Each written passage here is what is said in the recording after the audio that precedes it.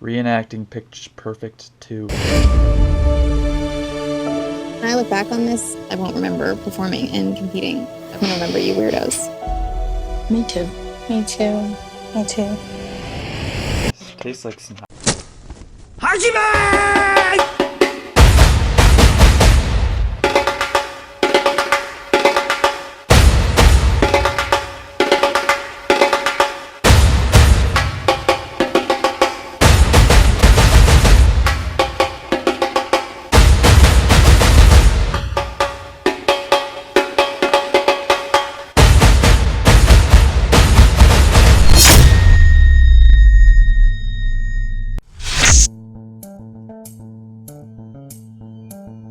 Alright, sorry I missed last week's vlog. To be honest, I kind of fell into a really bad depression again, so I just didn't feel like making one. So I didn't. And you can't make me.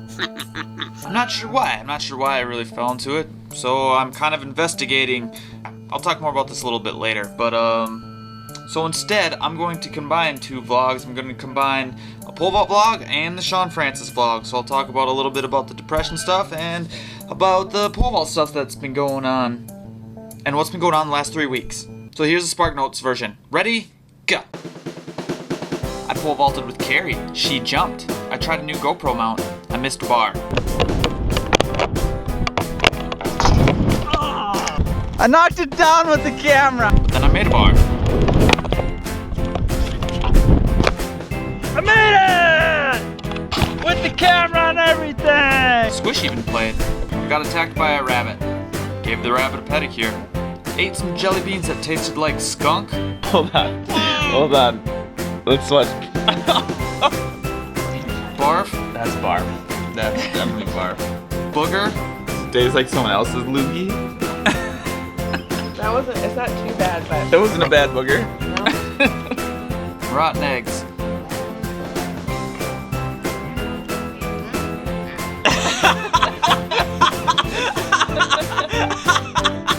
That was what? That's And I even licked a dog. And that dog tasted like boogers. Watched the high school sections meet. Ate a giant watermelon after meet. Got super weird looks. Want some? Hung out with the Eagles crew. Thanks John. I hurt my piriformis. Piriformis is in your butt, so I hurt my butt. I had a pain in my butt. Took 10 days off. Mostly biked. Biked some more. Then I biked some more. And then I biked some more. I took the personality test, the process communication therapy model.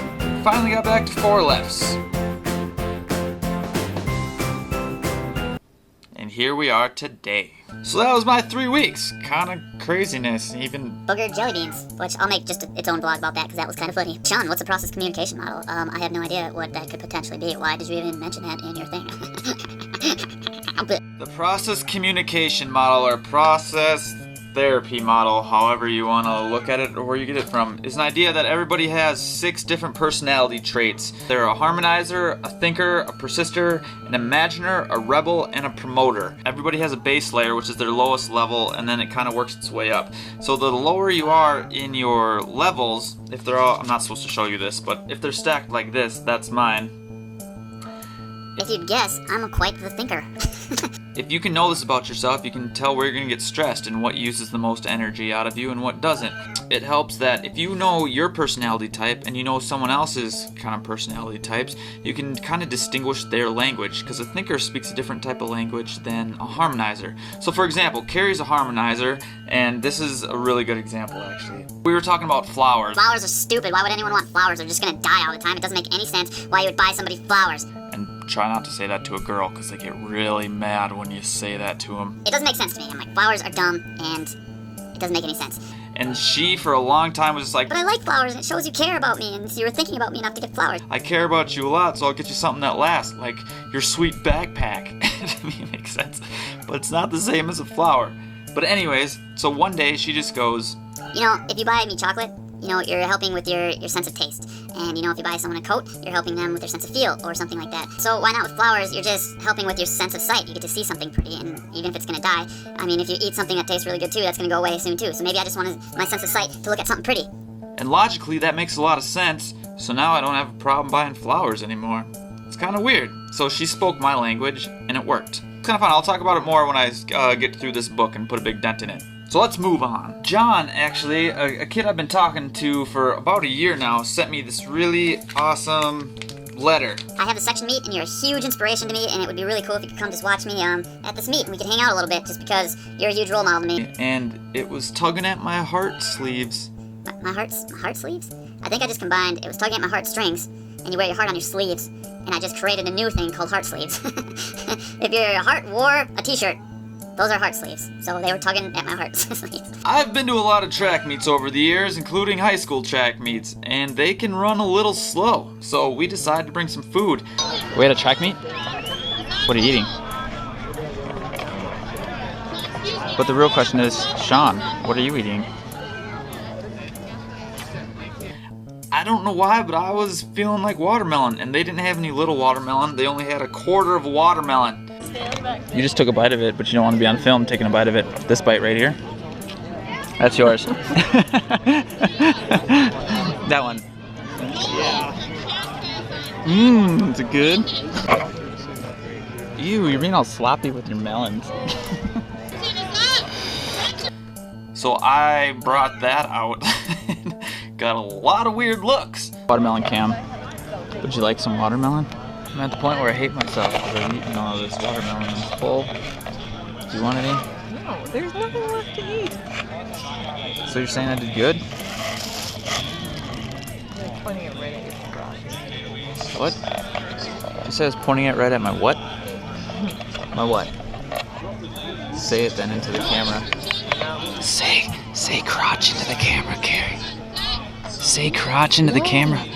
You embarrassed of saying crotch into the camera? Say wiener then. Pecker?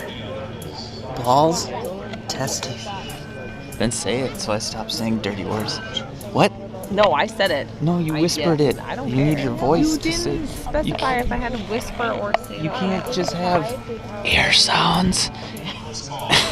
It needs to be your voice. Say it. No. Wiener. Testes. Still going. Let's just say we're waiting for John to come in so we could watch John do his meat. Watch this. Don't.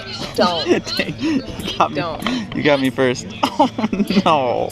I got to talk to John and the Eagles crew afterwards, and this is insane. I learned a whole bunch about John and the type of guy he is. Let's just say some of these. John is only a junior, but he's coaching both the men's and women's vault programs at his school. So he's a high school kid, coaching himself, the guys, and some girls. He's coached the women's pole vault school record twice. 2 girls are over their school record, and they're freshmen, so John's a pretty good coach. He's coaching himself and doesn't have a lot of poles. If you remember a while back, John is also the kid who his school didn't have a pole vault pit, and John had all these huge goals. He has these really big pole vault goals and wants to pole vault and wants to do good, but he doesn't have a pit and he doesn't have a lot of poles, and his school wouldn't let him vault on his pool, so he can't practice. So what John did is he decided to go out and contact Richie Pitts and be like, Hey, I'm this kid, I have these big pole vault goals, but I can't practice, but I really want to. I'm just wondering if you guys have any ideas or what you can do to help me out. Richie thought that was so cool that John was being proactive. He worked to get some help. I mean, he was trying to find solutions to his problems, and Richie was like, We're gonna help you out, we're gonna find a pit for you. so Richie found him a pit, and now they have a pit. So John got their school a really, really, really cheap, damn near free pit. That's pretty awesome. So props to John and Richie for that. That's really cool. Oh, and then last but not least, John, he set up a GoFundMe account. He didn't have a lot of money, and he really wanted to do some pole vault camps. He ended up getting enough money to do 3 or 4 of the flight deck camps this year with Steve and Caroline. And he's got to drive about an hour and a half every morning to go do that. So, awesome. That's pretty crazy. I don't know a lot of other high school kids doing stuff like that. So long story short, A kid who stares adversity square in the face and gives him the big finger and was like, I'm gonna find a way to do this anyways. no matter what stands in my way, I think those types of people, including kids, need to be recognized. So that is pretty freaking sweet. So I got to meet the crew, and the crew, I mean, I've never met a bad crew of pole vault people. They're just awesome. So I got to hang out and talk to their parents a little bit too. It was really fun. And as I was leaving, they gave me a shirt. which is pretty sweet. And then if you actually, I didn't even realize this, but then when you flip it around, They put me on the back of the shirt. You never know who you're gonna inspire. that just blew me away, because I've talked to a lot of kids and parents and things through emails over the years, and I say a lot of things, and I don't ever feel very inspiring. But apparently one of the emails I sent John, he wasn't doing so hot and thinking about stopping and quitting pole vault, and I guess I said you never know who you're inspiring. It kind of made me eat my own words, because while I was saying that, I didn't realize I was inspiring anybody at that moment either. It still hits me really hard that I can inspire anybody, because I don't ever feel very inspiring. Why would anyone listen to what I say? I don't like half the things I think about. That's why I go to therapy and crap, to try and figure out my own brain. Apparently, some people think it's pretty neat and cool, which I don't know why. I'm still trying to figure it out. So that's pretty neat. I'm pretty pumped about that. It was really special, and it was, again, tugging at my heart sleeves. Okay, I'll do this then. This is John. Say hi, John. Hi. You made these sweet shirts, huh? Yeah, And you're coaching all these kids, right? for the most part, yeah. And you're just a junior in high school. Yeah. I mean, I shouldn't say just a junior in high school, but you're doing a lot of cool stuff. Yeah. This is John. John. Signing out. Signing out. It's been a weird season and year, and nothing has gone to plan so far, so I kind of stopped planning stuff, really. And I don't know what role pole vault will have in my future. I'm not really sure anymore. I'm gonna give it a week at a time. That's the best I can do. Sometimes it's really frustrating. I'm like, Why am I putting all this time and energy and effort, and it's just depressing, getting me more depressed and frustrating me even more? It just, a lot of times it feels like there's so much work and energy and not anything in return. I don't necessarily, it makes me lose the belief that hard work pays off, because I've been doing a lot of hard work and doesn't seem to be paying off at all. That's because some of the thoughts going through my head. So anyways, I got invited to go to Pittsburgh to talk about Yeti coolers. I just put on some Yeti clothes and talk about these Yeti coolers that are bear proof and made out of kayaks. The same material kayaks are made out of, so they're pretty awesome. You could throw them off a cliff and they would still keep your whatever you have in your cooler cold. I'm gonna do that. I don't really have to sell anything. I just go talk about it, and I get to hang out with people and just be a weird goofball like I always am. So that's pretty sweet. I'm kind of looking forward to that. So that'll be this week, so I'm sorry, there'll be no vlog on Monday, because I guess I'm not selling, I'm just talking about Yeti coolers. So if you're in Pittsburgh, I don't know exactly where. I'll put it on my Instagram. Come find me, we'll talk, it'll be fun. I'm gonna move my shoulders like this some more, because I don't know what I'm doing. I got this meet coming up in La Crosse, Wisconsin on the 4th of July. So that'll be pretty cool. They're talking about maybe doing a Team Hoot camp the day before. So if you guys want to come do a Team Hoot camp in La Crosse, Wisconsin. I don't know if it's for sure yet, but it would be pretty cool. On July 3rd, and then you stay overnight, and then you do a street meet on the river. On the 4th of July, which is also really cool. And then you get to see fireworks on the river right after pole vaulting. Let me know if you're interested in that.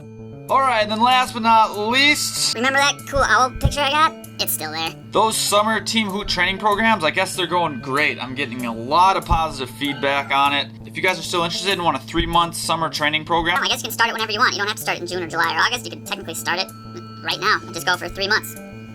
it's that easy. I took videos of all the circuits and workouts, and they're all up on my website. So if you guys purchase the Team Hoot summer training program, you get all that stuff. It's pretty neat. Pretty cool. I don't know what else I gotta say. That's it. If you guys want to learn about the PCM, I'll put a link in the description below.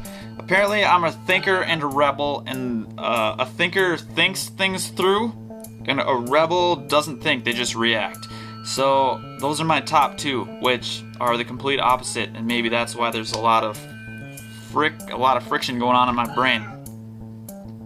I gotta read that book. I'll let you know. Okay, I'll talk to you later. Okay, here we go. I moved my arms really weird. Okay, bye.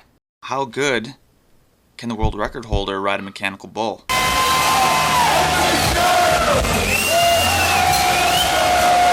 I've got footage of that. UST Essex, made by UST Mamayo. I gripped 15.5 on my best jump tonight at 19.3 1/4. Is that what it was, or 19.2 19.2 3/4. 19.2 and 3/4. 4 foot 6 inch push. 4.5 foot push. Headed for a 5 foot push. That's what I want to do. So there's a lot of ways to pole vault. There's a lot of ways to pole vault. Renault, I actually compared my pole to Renault's. I wish I had a picture, but he was gripping 14 inches higher than me, and he didn't look at it. But a couple people in the stand saw it. I thought it was pretty cool. Yeah. Sam's badass in the fact that he's got people trying to tell him that his pole drop sucks and that he should hold higher and all this other stuff, but those guys are so awesome at just ignoring that stuff and sticking to their plan. And that's what they need to do because it's working.